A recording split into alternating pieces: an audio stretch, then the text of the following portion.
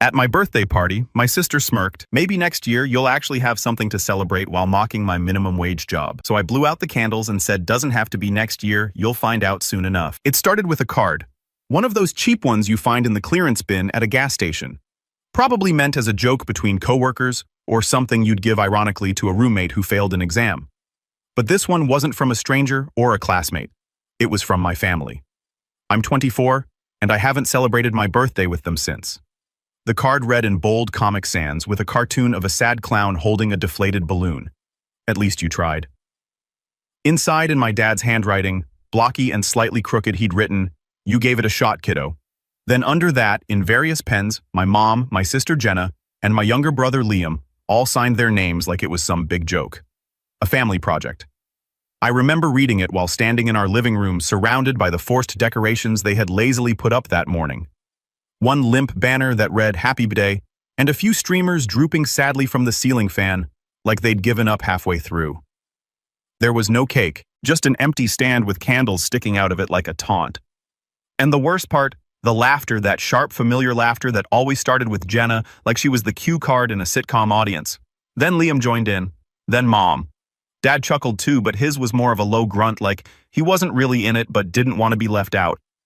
I stood there holding the card in one hand, candles flickering on a ghost cake in front of me, their light catching in my eyes, while Jenna lifted her phone and said, "Smile, Mason. Say minimum wage." That got another round of laughs. I smiled. I posed. I played along because that's what I always did. I've always been the one in the background, the gentle one. As Mom liked to say, the emotional support son. Never the golden child. That was Jenna, who got straight as in a full scholarship to college. Never the prodigy. That was Liam, the soccer star, who'd already been scouted for regional teams by age 16. I was the kid who dropped out of community college after 2 semesters, tried to start a screen printing business that failed within a year, and now worked at a used bookstore that barely kept the lights on. I wasn't bitter, not at first. I accepted my role. Every family has one right, the one they tease, the one they poke fun at because he can take a joke. But something about that birthday hit different. Maybe it was the way Mom didn't even pretend to act like it was a surprise this year. Maybe it was the way Liam kept glancing at his phone during the party, probably texting his girlfriend about how dumb it all was. Or maybe it was how Jenna, who had recently landed a job at a law firm downtown, looked me dead in the eye and said, "Maybe next year you'll actually have something to celebrate." I didn't even respond, just blew out the candles on air. Literally nothing on the stand, not even a cupcake. Jenna clapped sarcastically. Dad said, "Make a wish, sport," like that wasn't the saddest joke of all. I went through the motions as usual, took the photo, held up the card, pretended it was all fine, but inside, something snapped. I didn't know it at the time, but looking back, that was the exact moment I started packing up mentally. Not just from the party, from the family dynamic that I'd accepted for far too long. The next morning, I woke up before anyone else and sat in my car for almost an hour with the keys in my hand. It was my old Corolla, the one I'd bought with my own money 3 years ago. The AC barely worked. The upholstery smelled faintly of coffee and pine air freshener, and the left speaker crackled like firewood. But it was mine. Every dollar, every mile, every scratched bumper was mine. That meant something, maybe more than it should have. I didn't leave right then, but the idea had taken root. I started watching them more closely over the next few days, listening, observing. The way Mom would change the subject when I talked about trying to write again. How Liam laughed when I said I was thinking of maybe going back to school. How Jenna rolled her eyes when I said I wanted to try painting again. Just a hobby, something creative. They didn't say no, they didn't have to. Their faces did all the talking, that quiet smirk of doubt. That performative patience, like I was a child trying to explain why the sky was purple. It wasn't always like this. I mean, growing up, we weren't exactly the Brady Bunch, but there were good moments. Dad teaching me how to change a tire. Mom bringing me soup when I had strep. Jenna helping me make a PowerPoint in high school. Liam giving me one of his old hoodies when mine got ruined in the ring. But somewhere along the way, that warmth turned into something colder, more transactional. If you weren't winning, achieving, performing, you were background noise. Still, I stayed. I told myself I had to. Rent was insane. And I didn't want to burden my friend Alex again. He'd already let me crash on his couch for 2 months last year. Plus, there was a small part of me that still wanted their approval, like a dog chasing after a car. It knows it'll never catch. 2 weeks passed. I smiled through dinners, nodded during small talk, I played my role like a pro, but each night I spent hours scrolling apartments in nearby cities, researching part-time jobs, looking up night classes. I even pulled out an old sketchbook and started doodling again. Nothing fancy, just charcoal lines the way I used to. Something about putting marks on paper grounded me, reminded me I was real, not just a prop in their sitcom. Then came the turning point. It was a Sunday. Jenna had come over for brunch. She didn't live with us anymore, obviously. She had a downtown condo with modern lighting and a doorman who knew her by name. She brought her new boyfriend Nick, a guy with sleeve tattoos, and that confident smirk of someone who'd never been told no in his life. We all sat at the table, Mom making her famous blueberry pancakes, Dad grumbling about syrup brands, Liam on his phone as usual. Somehow the topic turned to me. Jenna had asked casually, "So Mason, what are you doing these days?" Not mean, not sharp, just casual. But I knew that tone. It was bait. The same tone you'd use when asking a toddler what they want to be when they grow up. I replied evenly. "Still working at the bookstore. Might take some online courses." Nick snorted. "That sounds fun." Jenna tilted her head. Mocked curiosity painted on her face. "What kind of courses? Graphic design? Maybe something creative?" I said, already regretting it. "Graphic design?" Liam chimed in, finally looking up. "Isn't that like making logos and stuff?" I nodded, among other things. Dad chuckled. "Didn't you try that already with those t-shirts?" "They were screen-printed designs," I corrected. Nick leaned back, arms crossed. "Yeah, but those didn't sell right." Mom tried to change the subject. Bless her, but it was too late. The jabs had started. Jenna, maybe just get something stable, like an admin job or something. No shame in that, Liam. Yeah, like filing papers or answering phones. You'd probably be good at that. I swallowed hard, smiled. Thanks for the vote of confidence. Nick grinned. Hey, at least you tried right. And that was it. That stupid phrase again. That card, that joke, that moment they all thought was harmless and hilarious. I stood up. Not abruptly, not angrily, just calmly. I walked to the kitchen, grabbed my keys, and walked right out the front door. No speech, no scene, no drama, just gone. I stayed with Alex that night and the next, told him everything.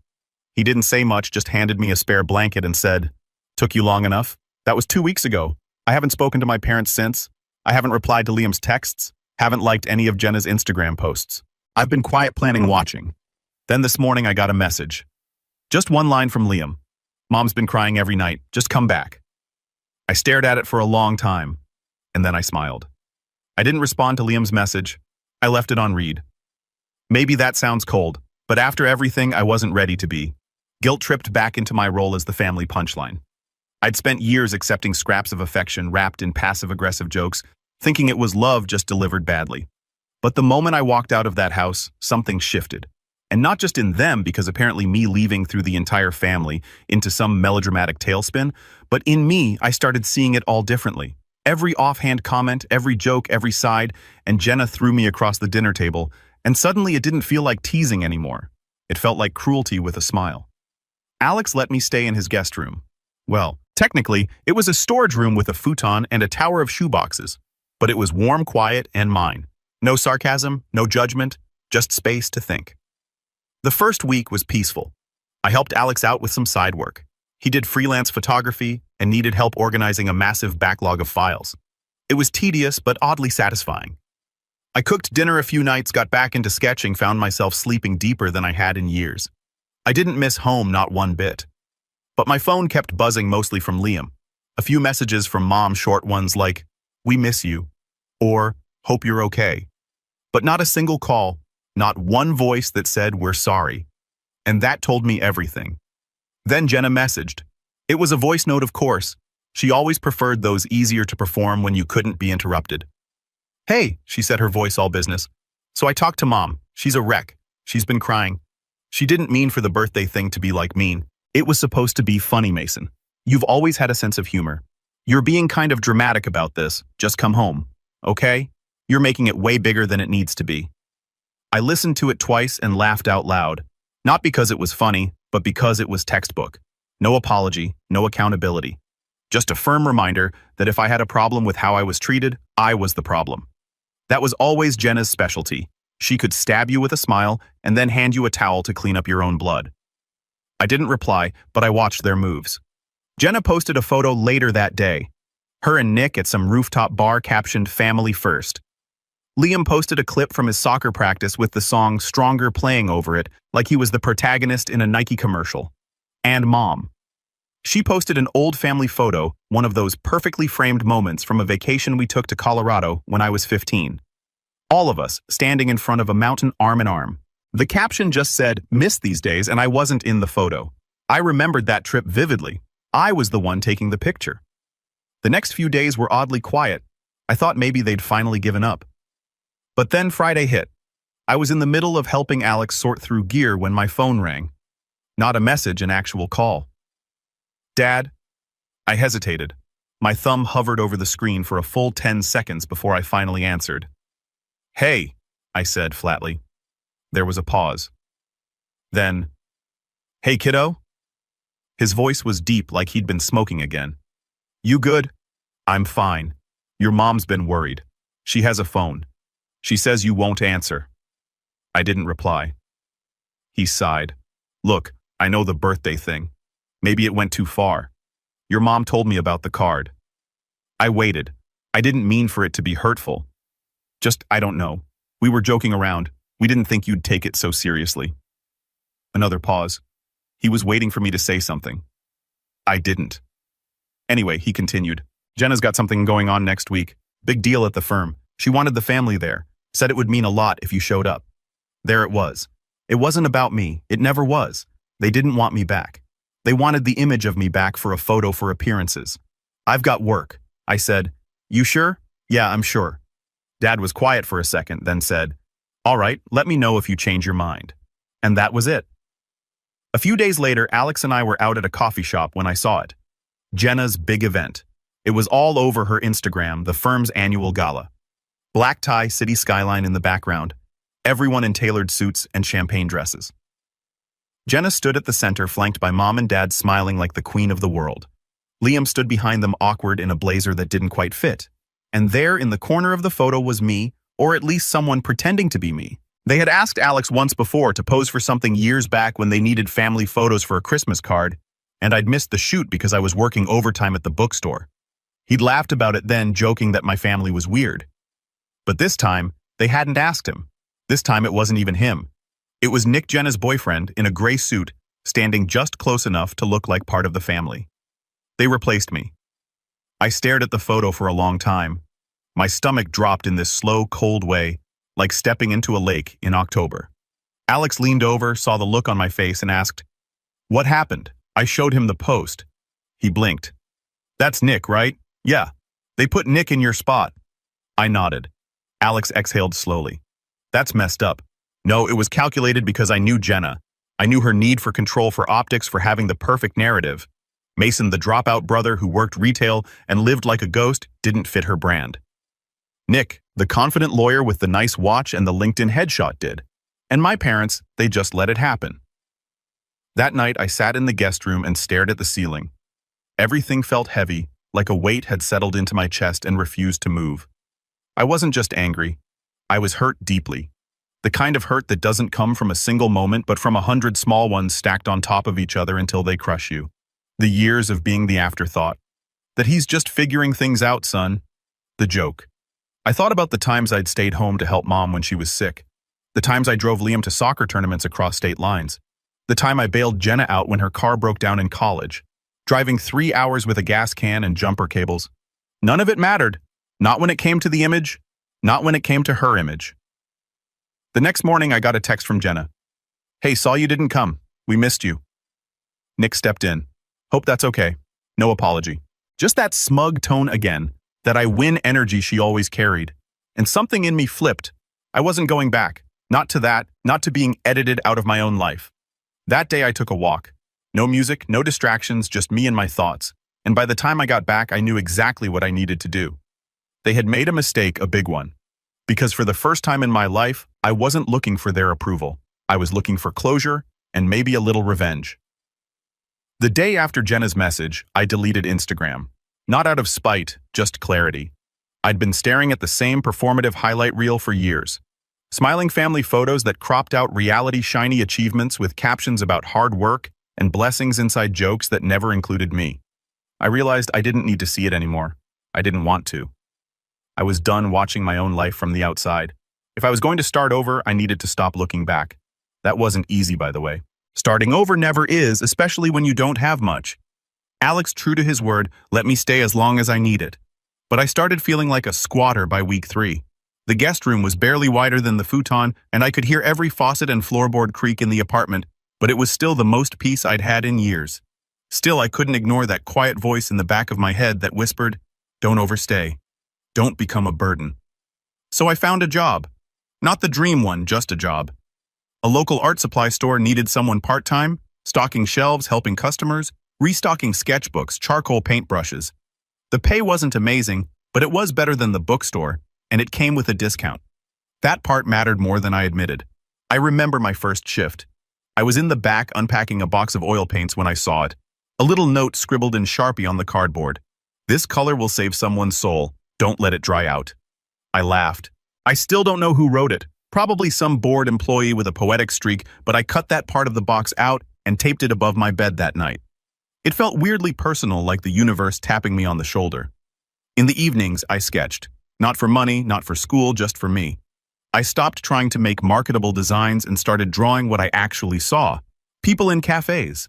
The old woman with the giant tote bag who rode the bus every day. The overgrown alley behind Alex's building where weeds cracked through the concrete. Nothing polished, just real. I filled up 3 sketchbooks in a month. It felt like breathing again after being underwater too long. I also started running. Not far at first, just a few blocks, but the rhythm helped. It gave my thoughts a place to go. I wasn't running from anything, just through things. Pain, confusion, memories. Every step made them quieter. Alex noticed. He never said anything directly, but I caught him watching me, sometimes smiling when I came back from a run drenched in sweat, nodding quietly when I'd show him a new drawing. He knew he could see it, the rebuilding. But life wasn't suddenly perfect. There were still bad days, like the day I saw my old manager from the bookstore walk into the art shop. He didn't recognize me at first, but when he did, his eyes lit up. "Mason, hey, didn't know you left." I shrugged. Needed a change. He nodded. "Makes sense. Hey, listen, we've got a part-time opening again if you want to come back." I smiled politely and said I'd think about it, but I didn't think about it. Not once. I didn't want to go back to the fluorescent lights and dusty corners and customers arguing over $1.99 bookmarks. I didn't want to go back to a version of myself that didn't know how to leave. Still, that night, I sat in the park behind the shop and cried. Not because I missed the bookstore, but because I realized how far I'd come. I hadn't even noticed.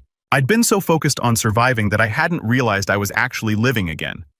That hit harder than I expected. The fall had already happened. This was the rise. 1 week later, something strange happened. My sketches started getting noticed. I'd been pinning a few up on the community board at the shop, mostly to fill space, honestly, but customers started asking about them. A woman came in one day, pointed to a charcoal sketch I did of a guy playing the saxophone on the subway and said, "How much for this?" I blinked. "It's not for sale." She smiled. "It should be." That night, Alex helped me set up a small online portfolio. Nothing fancy, just a few high-res scans, a short bio, a PayPal link. We called it Lines Between after a note I'd scribbled in one of my drawings. Life happens in the lines between what you meant and what you said. I didn't expect much, but within 2 weeks, I sold 3 prints. It wasn't about the money, it was about being seen. Not through the lens of a family name or a job title, just seen. Mason, the guy who sketches people when they're not looking. Mason, the guy who finds poetry in fire escapes and cracked sidewalks. Mason, the guy who finally believed he had something to offer. Around the same time, I got an email from a local gallery. Someone had seen my prints online, probably one of the customers from the shop, and passed along my name. They were putting together a community exhibition featuring local artists. No fees, no commissions, just a chance to show your work. They invited me to participate. I read the email twice before I believed it. I didn't tell anyone right away, not even Alex. I just replied yes and started choosing pieces. I wasn't aiming to impress anyone, I just wanted to tell the truth visually at least. A week later, I ran into Liam. Total accident. I was walking out of the grocery store, arms full of oranges and protein bars, when I heard someone shout my name. Mason. I turned and there he was. He looked taller, somehow more tired too. He was wearing his team hoodie, but his face didn't carry that usual teenage smugness. Just something softer. I thought that was you, he said, jogging up. Hey, I said cautiously. You haven't answered my texts. I know. He shoved his hands in his hoodie pocket. Mom's still upset. I didn't say anything. He shifted awkwardly. I'm not here to guilt trip you. I don't know. Wanted to see how you were doing. I'm doing okay, I said. Better, actually. That's good. He paused, then added, You look different. I smirked in a bad way. No, just calmer. We stood in silence for a second, then he said, They really messed up. Huh? I blinked. He looked down at the pavement. The birthday, the card, all of it. I don't know why I laughed. It wasn't funny. It was mean. I studied him. He looked genuinely remorseful, not rehearsed, not coaxed, just raw. You followed their lead, I said. We all do that sometimes. I don't want it anymore, he muttered. Jenna is the worst about it. She always sets the tone. Dad just co-signs it. And Mom? He trailed off. She stays quiet. Yeah, I exhaled. I know. He looked up at me, eyes glassy. You think you'll ever come back to the house? Yeah. I looked away. I don't know. Not like before. He nodded slowly. I miss you. That hit harder than I expected. I didn't know what to say, so I just said, I miss you too. We didn't hug or anything. Just stood there for another minute before I told him I had to get going. But I watched him walk away for a long time. That night I told Alex everything about the gallery, about Liam, about how I wasn't sure what I felt anymore. Alex smiled. That means you're healing. Healing sucks. He laughed. Yeah, but you're doing it anyway. I didn't respond. Just sat there with a bowl of cereal and the quiet hum of traffic outside the window. 2 days later, the gallery opened. It wasn't a big event. No red carpet, no spotlights, just a handful of local artists, a rented space, and a table with cheap wine and crackers. But when I walked in and saw my pieces hanging on the wall, real framed, lit by soft bulbs, I felt something loosen in my chest, like I'd been holding my breath for years without realizing it. People stopped to look, some lingered. One woman cried in front of a sketch I did of a man sitting alone in a laundromat. She asked me what it meant. I told her I didn't know, that it just felt true. She nodded. That's exactly it. And then she hugged me. Later that night, after the show ended, I got a message. Not from Jenna, not from Mom, from Dad. Just 3 words. We saw it. That was all. But I knew what it meant. I didn't reply. Not yet. Because the story wasn't finished. Not until they saw the whole picture. The gallery show changed something. Not just in me, but in them. After Dad's message, I half expected a flood of texts, or maybe even a call, but nothing came. Just those 3 words. We saw it. No congratulations, no apology, no follow-up. And weirdly, that silence told me everything. It meant they'd finally noticed I existed outside of their narrative, that I had built something without them. And now they didn't know how to react. Maybe they were waiting for me to crawl back to be grateful that they noticed. But I wasn't that guy anymore. I was done performing for people who only watched when I failed. And still, I wasn't angry. Not exactly. What I felt now was colder, cleaner, focused, like I'd been standing in the fog for years. And now, I could finally see the road ahead. And I knew exactly where it led. I didn't want them to hurt. That would be too easy. I wanted them to understand. I wanted them to see not just me, but everything they'd been blind to. All the moments they'd brushed off, all the words they never said, all the choices that chipped away at me while they called it love. I wanted them to feel that slow burn of realization. That quiet, creeping shame when the mirror finally reflects something you don't like. But I also knew they'd never get there on their own. So I decided to help them. The plan came together slowly, part instinct, part strategy. I didn't want drama. I didn't want a public confrontation. I wanted something more subtle, more permanent. And I wasn't doing it alone. It started with Alex, of course. He was the first person I led into the plan. We were sitting on the fire escape of his apartment one night, passing a cheap bottle of wine between us. When I said, I think I'm going to throw a show. My own show. Not the gallery stuff, just mine. He raised an eyebrow like a solo exhibit. Yeah. Bigger, more curated, personal, a story. Okay, he said slowly. And you want them to come, I want them to see. Really see everything. Alex sipped the wine, then nodded. So a trap, but make it classy. I grinned. Exactly. We started planning that night. The idea was simple. An art exhibit, but not just sketches or paintings. A timeline, a memoir in graphite and ink, a walkthrough of my life. The highs, the lows, the quiet pain. Each piece would be paired with a small note handwritten. Some would be direct quotes, others would be unspoken thoughts, some would just be dates circled in red. I didn't want it to be about blame, I wanted it to be true. Over the next month, I worked like a man possessed. I stopped taking extra shifts at the art shop. I poured every waking hour into sketching, planning, writing. I filled notebooks with moments I'd buried. My 18th birthday when Mom forgot to pick me up from school and laughed when I walked home in the rain. The time Dad told me, "You're not a failure. You're just not built for success." The dinner when Jenna announced her job offer and everyone toasted while my promotion at the bookstore got a "That's nice, Mason." I recreated them all visually, symbolically, literally in some cases. One piece was a child's chair at an adult table, legs saw off to keep it from standing. Another was just a dark hallway with a single door open and the words "too late."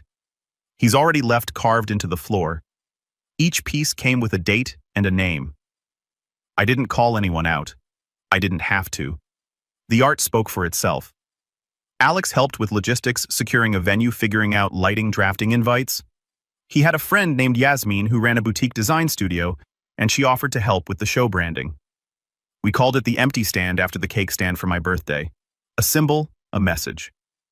Yasmin loved it. It's haunting honest. People are going to talk about this. I hope so. And then came the harder part, the invitations. I didn't want to just post about the show on socials. I wanted to invite them directly. No hiding, no passive-aggressive subtweets. Just a clean, crisp invite with my name, the date, the location, and the title, The Empty Stand. A solo show by Mason Elliott? No explanation, no emotional plea, just the facts. I mailed it to my parents, Jenna, Liam, even Nick, because of course I did. I wanted him there too. Not out of malice, but because he was part of the story. Now the stand-in, the ghost in my seat. They had a choice, show up or stay away. And if they came, they'd get the message loud and clear. In the meantime, I kept building. The show was a month away, and I wanted it to be perfect. I recruited another friend of Alex's, Mara, a lighting designer, to help set the mood. Each room would be lit differently. The childhood section would be soft, warm light, slowly turning cooler and harsher as you walk deeper into the exhibit. The final room, bare bulbs, no warmth, just truth. We even added audio. Snippets of family conversations I'd recorded over the years. Quiet background noise you'd only catch if you stopped to listen. A voice saying, "He'll figure it out eventually." Laughter, a clink of glasses, my own voice barely audible saying, "Yeah, I'm fine." And the final track, me blowing out candles on nothing, just the sound of breath. We looped it. 2 weeks before the show, I saw Jenna again. It was at a cafe downtown. Total accident. She was in line behind me. I felt her presence before I heard her voice. "Mason." I turned slowly. She looked good as always, polished, confident blazer over a blouse like she'd stepped out of a Pinterest board. But her expression faltered when she saw me, like she hadn't expected me to look. "Okay." "Hey," I said calmly. "I got your invite." "Oh yeah. I didn't realize you were still doing art." "I never stopped." She nodded, fidgeting with her phone. "Is it like a real show with people?" "It's a solo exhibit. I curated it myself." Another nod. "Then Mom's been asking about it. She can come." Jenna shifted. "She's nervous." "She should be." I stepped aside as my order was ready. Black coffee, no sugar, and walked to the cream station. Jenna followed. "Is it about us?" "It's about me. But we're in it, right?" I looked her dead in the eyes. "You were always in it. You just didn't notice." She opened her mouth to reply, then stopped. Something flickered in her eyes. Shame. Maybe, maybe not. "I'll be there," she said quietly. "Good." She turned to leave, but then paused. "You look different." I smiled. That's the idea. The last week before the show was chaos. Final pieces, framed audio, tested lighting, calibrated. I barely slept, but I felt alive. Every brushstroke felt like a sentence I never got to say. Every shadow felt like a memory reclaimed. And when I finally stepped back the night before opening and looked at the full exhibit, I almost cried. Not because it was sad, because it was mine. All of it. The next day was the show, and by 6:15 p.m., people were already lining up outside. Friends from the art shop, customers, local artists, Alex's photographer friends, even my old manager from the bookstore came by. The space buzzed with conversation, camera flashes, soft gasps. People moved slowly through the rooms, reading the notes, standing in silence. Some cried, some stood for 10 minutes in front of a single piece. And then, at 7:02 p.m., they arrived. Mom, Dad, Jenna, Liam, even Nick. They looked nervous, out of place, like tourists in a country where they didn't speak the language. I didn't go to them, I just watched. They walked through the exhibit slowly.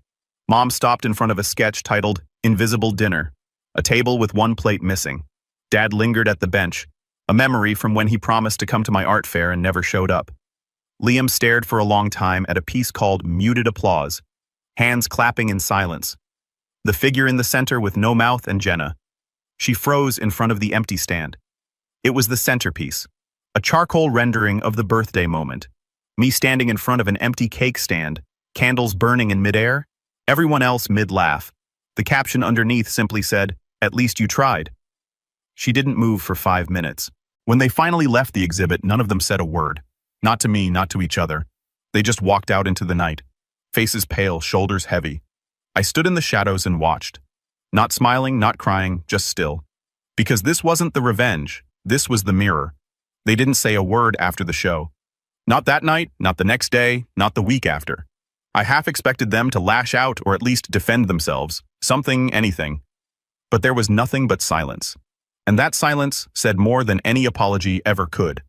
It told me that they'd seen it, that they'd felt it, and they didn't know how to respond because there was no defense. The mirror had been held up, and for once they didn't like their own reflection. But this wasn't over. The exhibit was just the reveal. My revenge, if you can even call it that, wasn't about embarrassing them. It was about freeing me, about removing their power. And now that I had it back, I could do what they never expected. Rewrite the story, mine, theirs, all of it. It began with the will. What they didn't know, what I'd never told them, was that Grandpa Elliot had left something behind. Not money, exactly, but property, a cabin. He'd passed away 5 years ago, and everyone assumed the cabin had been sold with his other assets, but it hadn't. Grandpa had quietly transferred the deed to me before he died. Said I was the only one who ever truly listened to him. Said the others would just sell it off or use it for photo ops. It wasn't worth a fortune, just a small rundown place by a lake 2 hours out. But it was mine, a gift untouched, unclaimed, off their radar. I'd kept the deed in a box with my old sketchbooks and forgot about it for years. But now it was the key. I spent the next month fixing it up, used every spare dollar I had, took weekend trips with Alex, hired local help when I needed it. We sanded floors, painted walls, rewired lighting. I even built a small studio space in the back with skylights for natural light. It became a sanctuary, quiet, still sacred. No laughter at my expense, no birthday jokes, just wind water and pencils against paper. Once it was finished, I filed for an LLC, Empty Stand Studios, and used the cabin as the legal address. It was symbolic, sure, but it was also practical, because now I had a business, a brand, a space to work, host, teach. And that's when I made my next move. I sent them another letter. Not a message, not a card, a formal envelope printed with the Empty Stand Studios logo addressed individually to each of them. Inside was a personalized invitation.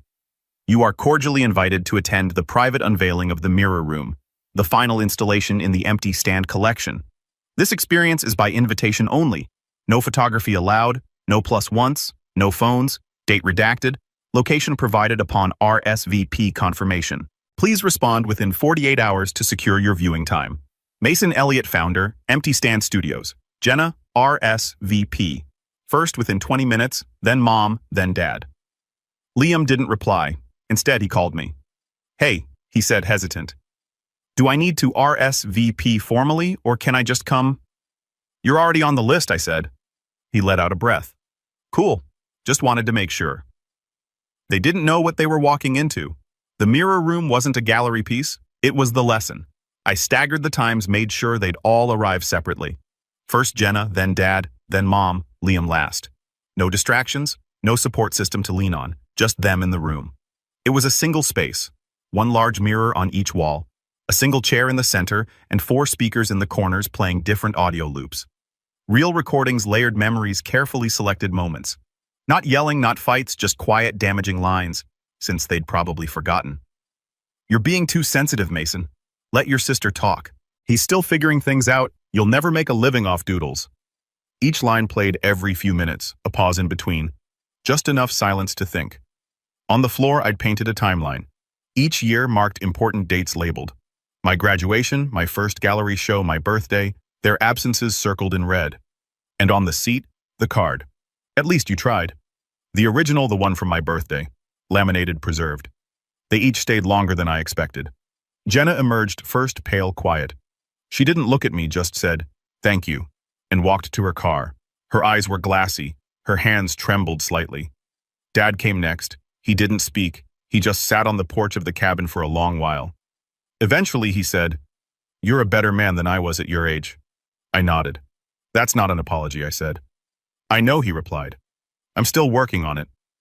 Mom came out crying. Not the dramatic kind, not the performative sobs, just slow tears, silent. She hugged me. I didn't hug back, but I didn't pull away either.